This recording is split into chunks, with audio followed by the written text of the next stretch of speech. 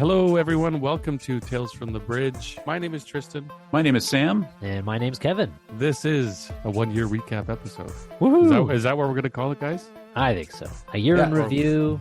Year in review. Looking back at our favorite moments. A year of podcast glory. Glory. Yes. The best of. But it's all the best. I think we had a good year. We did a lot of cool stuff. We talked to a lot of cool people and read some cool books. It's been a lot of fun. Can't believe all of the authors who wanted to come on the show and chat with us. It's been pretty phenomenal. Yeah, definitely generous with their time. And I guess I always joke that like sci-fi authors are very available, but some of them are pretty busy. Yeah, it's actually a shout out to Tristan, who's our sort of primary chase producer here. We wouldn't be talking to a third or even a tenth of the people we do if it wasn't for his like hard legwork. And it's not off the side of his desk either. It's like evenings and weekends, time away from his family.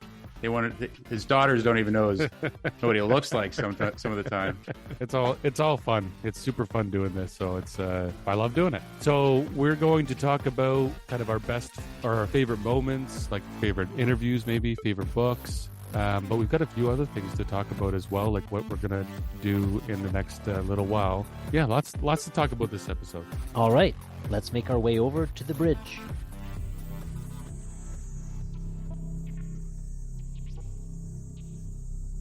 But, we have noticed that we have an international audience. So what our listeners may not know is that we get to see where our downloads come from, and they kind of come from some interesting places. Let's call them out. Yeah, let's do that. We've got listeners in South Lambeth, South London. Thanks for tuning in. Home to the Riverside area home of Lambeth Palace, the residence of the Archbishop of Canterbury in its 13th century chapel.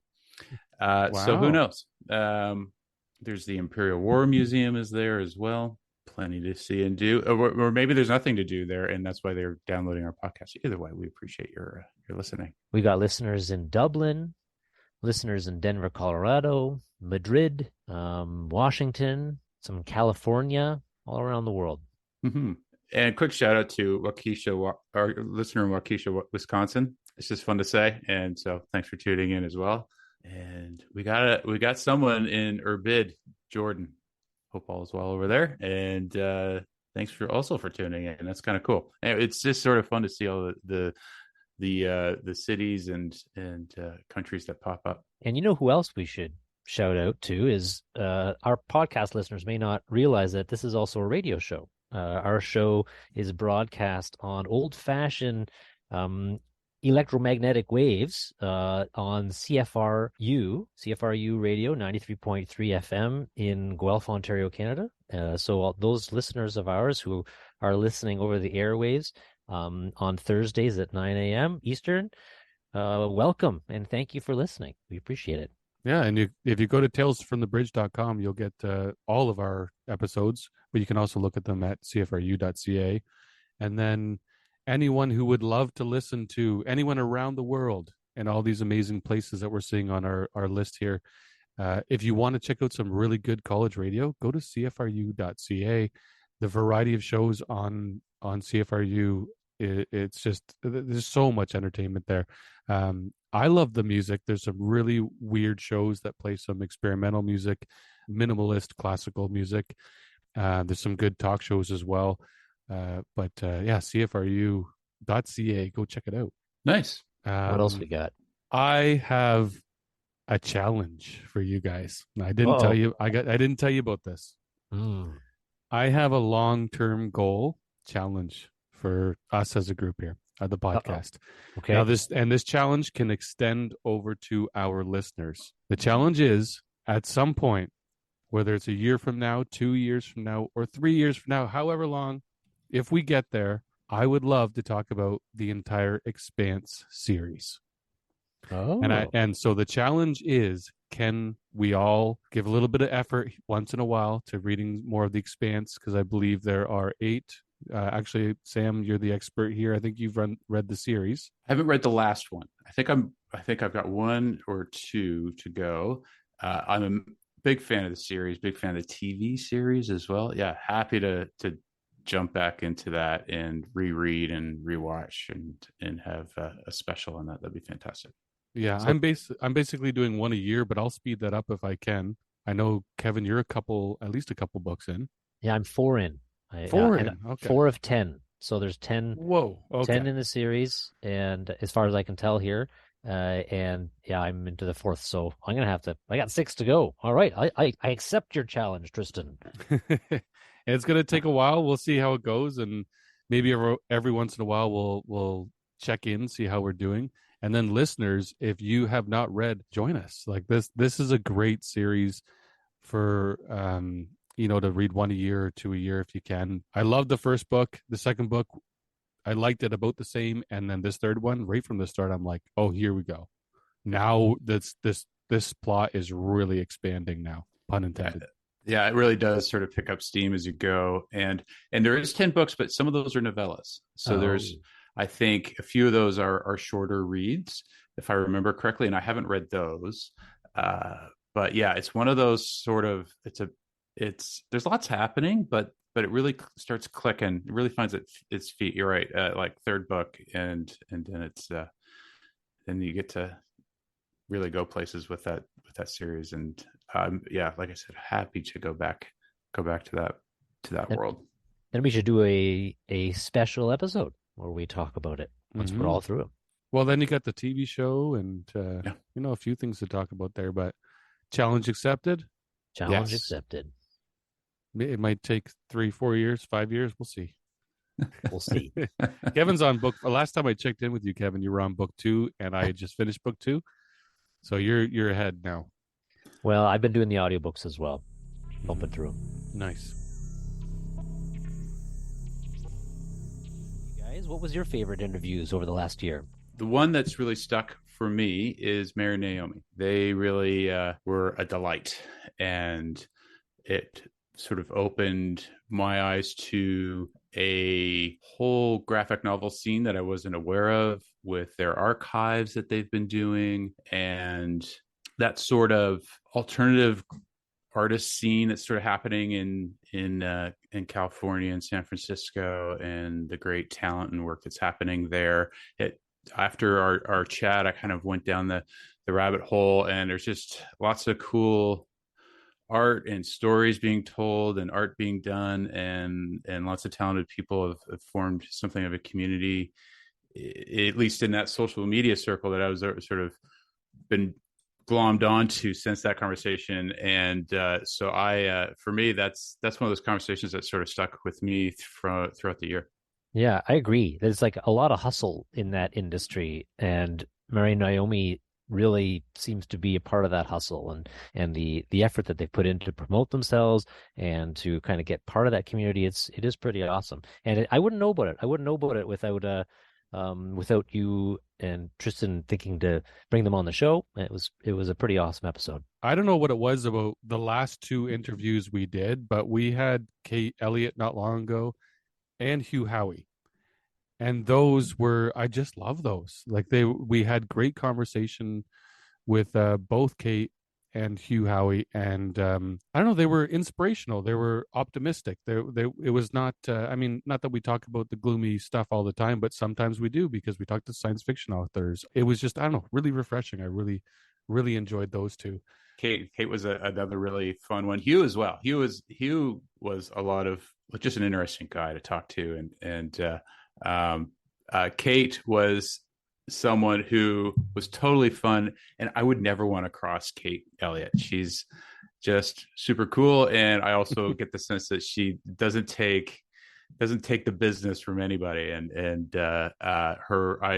After talking with her, I got sucked into the Sun Chronicles, and I do recommend that. That's going to be my summer space opera read. I have several genres of summer reading happening right now, and her work is covering the space opera side of that. Well, Kate Elliott definitely doesn't take the business from anybody.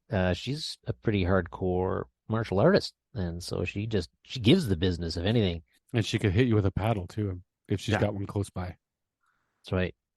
Well, just back to Hugh. It's interesting about Hugh Howey because I had intersected with his books long ago in Kindle, and to have the opportunity to be able to chat with him and realize that he was such a diverse author. He's actually done a fair bit of writing, and that he did that Wayfinding series, which I had no idea about, and it seemed like it was so out of left field that he's writing pseudo self-help. I don't think he characterizes it that way, but that's sort of my interpretation of it, but in a non-ostentatious way.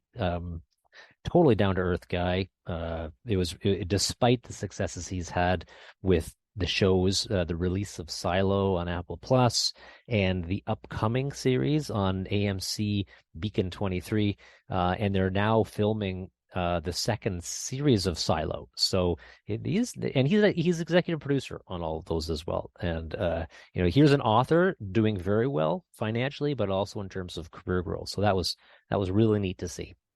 I mean, we had some returning guests, of course, Peter Watts, who will always be coming back unless someone gets on his bad side. But Peter Watts was with us not long ago, or I guess last November with Carl Schrader. That was a great conversation. Adrian Tchaikovsky was back on the show. Damien Walter was back, and Robert J. Sawyer. That was an interesting conversation.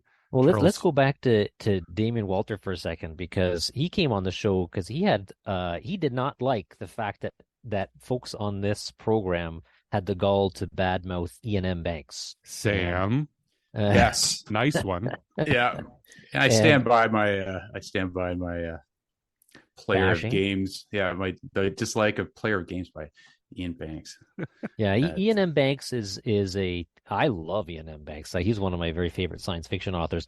But there was some bad mouthing, but he felt compelled to come on the show and defend player of games. So it was nice to have him back on the show. And for those who don't know, Damien Walter is a sci-fi personality and educator online, and he's got a good following, and he also teaches writing, sci-fi writing, as well as a number of other things. But knowledgeable gentleman about science fiction. And an interesting guy, digital nomad, I think out in Bali, essentially. And right. Yeah. So it's, talking to him, you immediately get jealous of his location because you see palm trees in the background and you can hear tropical birds. You see warmth, and we're sitting here in the middle of winter, in the middle of a Canadian winter, and at that, you just start questioning your choices. And you mentioned Adrian Tchaikovsky. When he was on, it's the second time he's been on the show, and of course he's a prolific science fiction author. But he came on just before Children of Memory was released, and so we had the opportunity to chat with him about that, as well as the upcoming books. He's got so many books sitting in the queue with his publisher. So for those of you who like Adrian Tchaikovsky, go check out that episode, because he talks about the repertoire of books that are going to be coming out over the next few years, and there's a lot of them. Then we had Ness Brown. Remember Ness? They are an up-and-coming new science fiction writer, and Martha Wells. That was recent. Yeah, we did just speak with Martha Wells, and we reviewed one of her books this season. We actually reviewed the novella series, The Murderbot Diaries, and I think we all liked that series, right? Yeah, I liked the series, and I really enjoyed speaking with her. She was really interesting, and just sort of hearing about her process and her sense of humor that comes through in the books comes through in that interview. So I definitely recommend people check it out.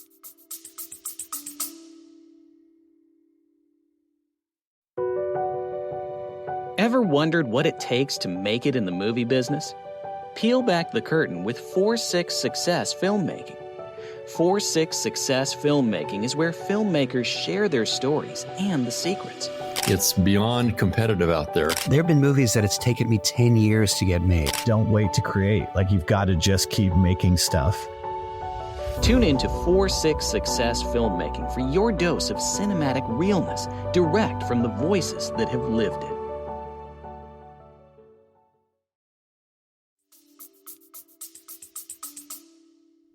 And she was able to talk about upcoming books. At that time, her book Witch King had not yet been released, which is a pure-on fantasy novel. I finished Witch King, and it left me wanting more. And so apparently she's going to be writing at least 2 or 3 in that series for those of you who are interested in some Martha Wells fantasy. But she also talked about System Collapse, the next full-length novel in the Murderbot Diary series that will be coming out in November of 2023. So she didn't give any spoilers, but she did talk a little bit about that one. So go back and check out that episode if you haven't already. And another one I had a really fun time listening to, but I wasn't there for. Kevin and Sam, you guys were joined by Miranda to talk with Fonda Lee. And that was a really fun interview to listen to. And I think maybe Miranda might join us again as a guest host in the future, or interview if we ever need the support, or just for fun to have someone who knows their fantasy. But Fonda was neat because her work is speculative fiction as well, science fiction elements, different take on magic and a different take on fantasy, less about dragons and European fantasy and a little bit more around kind of Chinese mysticism and a really neat world building from her books as well. Yes, it's nice. Like with her work, you're getting fantasy that feels like it takes place outside of Europe. Out of some version of medieval Europe, right? So it adds this, it's just refreshing, and the storylines are complex and all of that. There's a lot of red meat there, a lot of great plots and places that she takes her work. Definitely recommend it. And I would like to do more fantasy. As I've said before, fantasy was sort of my gateway drug to sci-fi and a place I'm happy to go back to. So maybe we get Miranda back to do a regular sort of fantasy segment with us and show us the ropes. She was a lot of fun to have on. Yeah, some more fantasy in the future. It's Tales from the Bridge. You fire up the FTL drive, you take out your Lord of the Rings, you're good. You can, why not? Captain Picard probably read fantasy when he was in his ready room. Yeah, for sure. Who we haven't talked enough about yet is our interview with Kim Stanley Robinson. And, that was a great conversation. I was surprised how much time he gave us, and he's been doing the speaker tour, talking about his book, The Ministry for the Future, and he's one of these cli-fi authors, but he does it really well, and he's very well known for it. But I loved speaking with him about his thoughts on generational ships and kind of a social commentary on living off planet, and he does that so well in his books, educating us about the realities of living in space.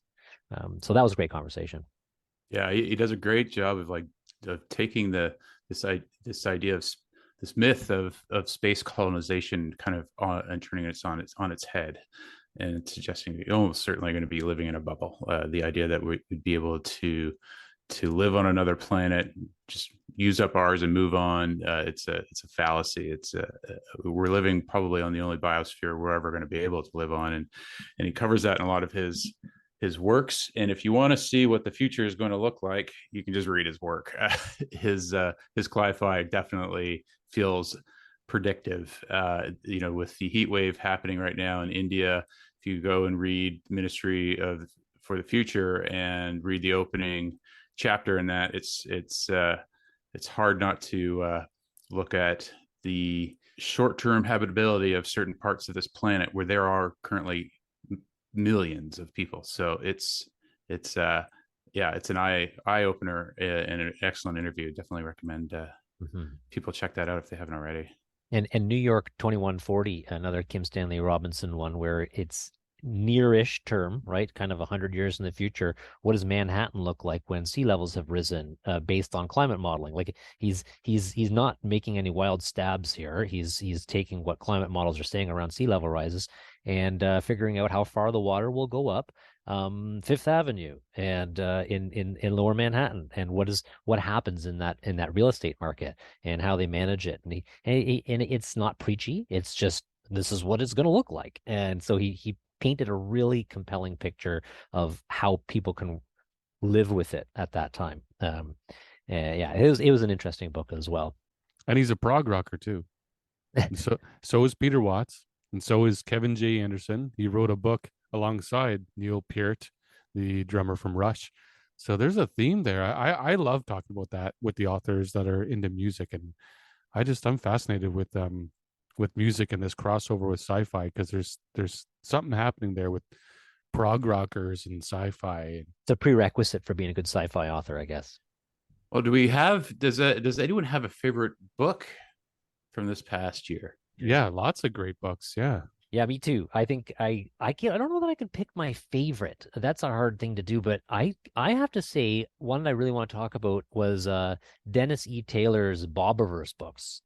Mainly because we haven't talked about them that much, and they're just kind of weird. And they struck a chord, and they're very memorable to me. I wouldn't necessarily call the writing astronomical. It wasn't great literature, but I loved him. And I actually read the first 3 books, We Are Legion, We Are Bob, and For We Are Many, and then All These Worlds. And there's a 4th one called Heaven's River.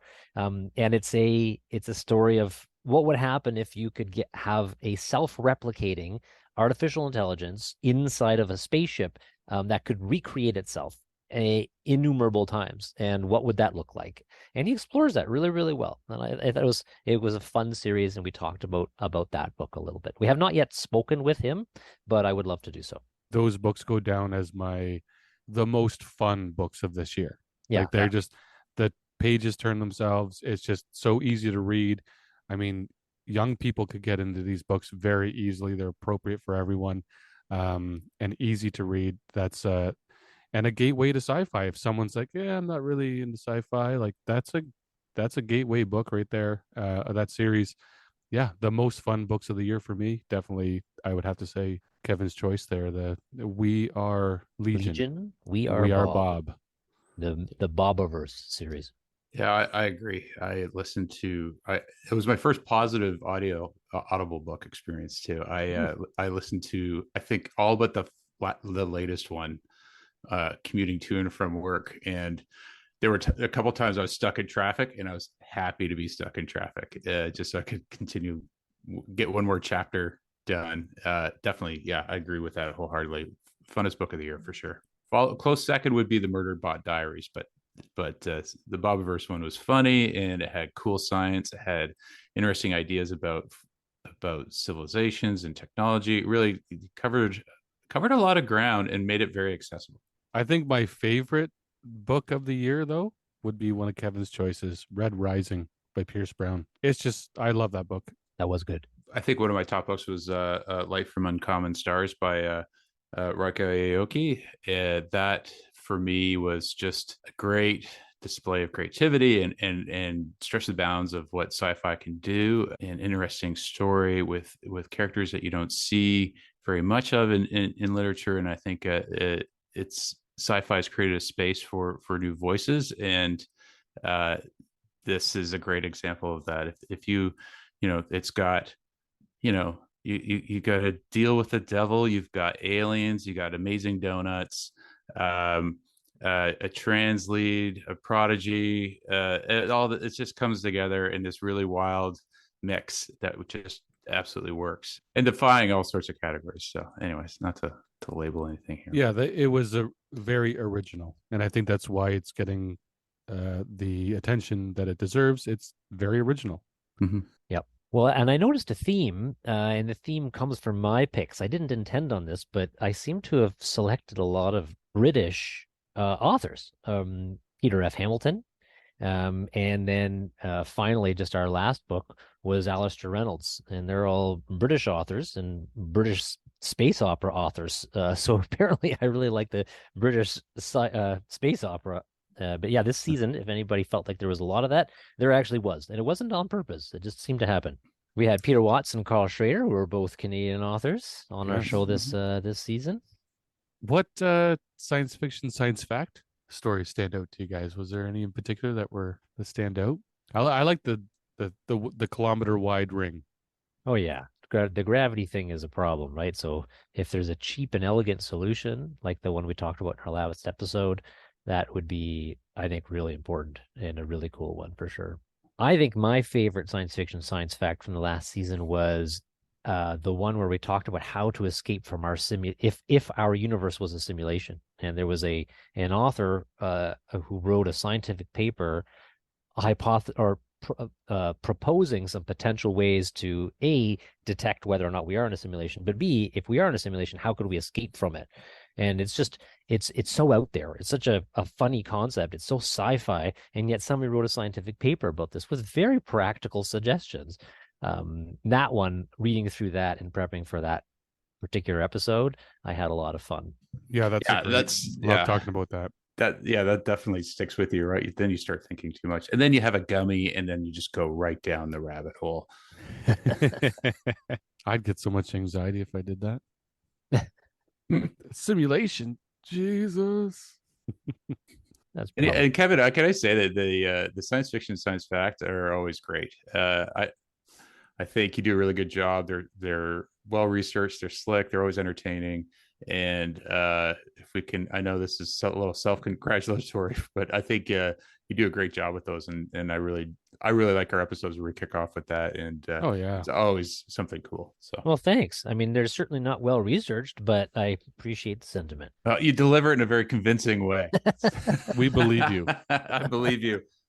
Oh, glad to hear it.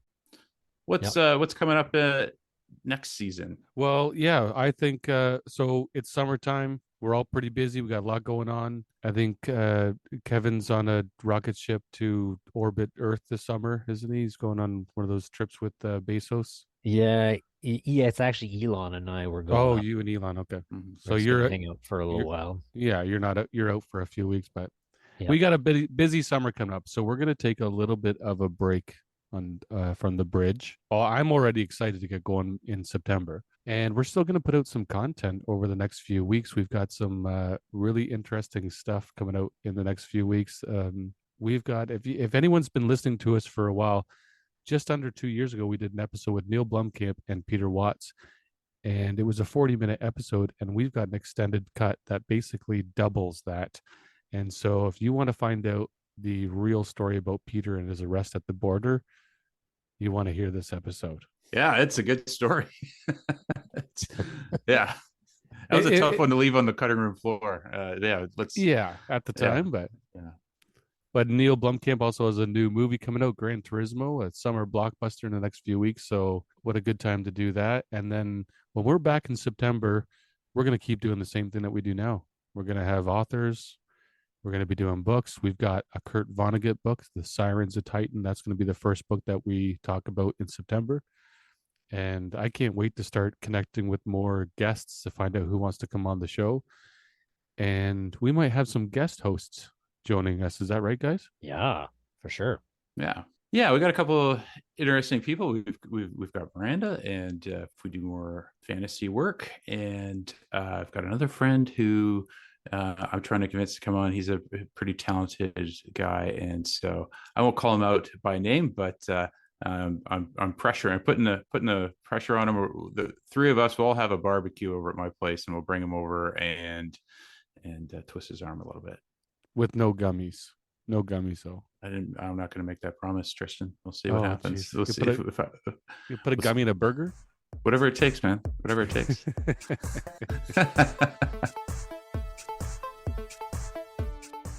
Thank you so much for listening to Tales from the Bridge today. We appreciate you all so much. It really means a lot to us when we hear back from you. So subscribe to the show, rate the show, let us know what you think, tell a friend. It really goes a long way.